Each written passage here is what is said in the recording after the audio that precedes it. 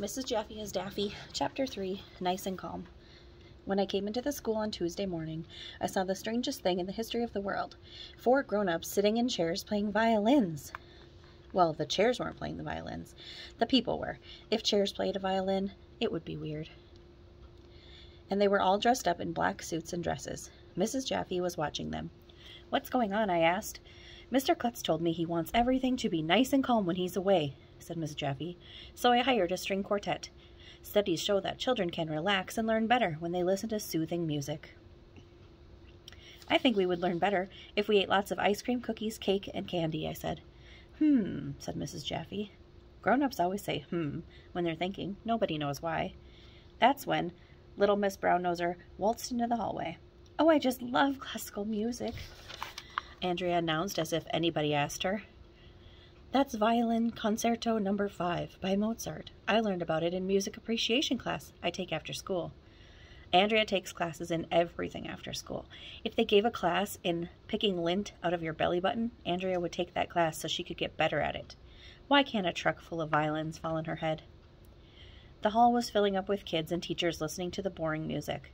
"Man, that's the fattest violin in the history of the world," I said. "That lady can't even hold it up."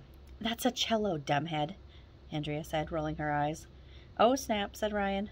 "Well, it looks like a violin that needs to go on a diet if you ask me," I said. Everybody clapped after the boring song was over. Then the musician started playing some more other boring songs. "Can you feel the tension oozing out of your pores?" Miss Jaffee said, taking a deep breath. "I learned in graduate school that listening to classical music increases the flow of blood to your brain." "Ugh, disgusting," I said.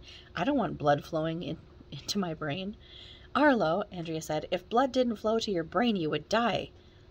I was going to say something mean to Andrea, but I realized that Mrs. Jaffee had just said the most amazing thing in the history of the world. "Wait a minute," I said to her. "Did you say you went to graduate school?" "You betcha," she said. "After I finished college, I went to graduate school, so I could learn more." I slapped my forehead. Was she out of her mind? Why would anybody want to go to school after they graduated from school? What is Mrs. Jaffee's problem? "After I graduate," I told her, "I'm not going anywhere near a school." "Well, I spent 4 years in graduate school studying how children learn," Mrs. Jaffee told me. "I'm looking forward to trying some of those new and exciting ideas right here at elementary school this week.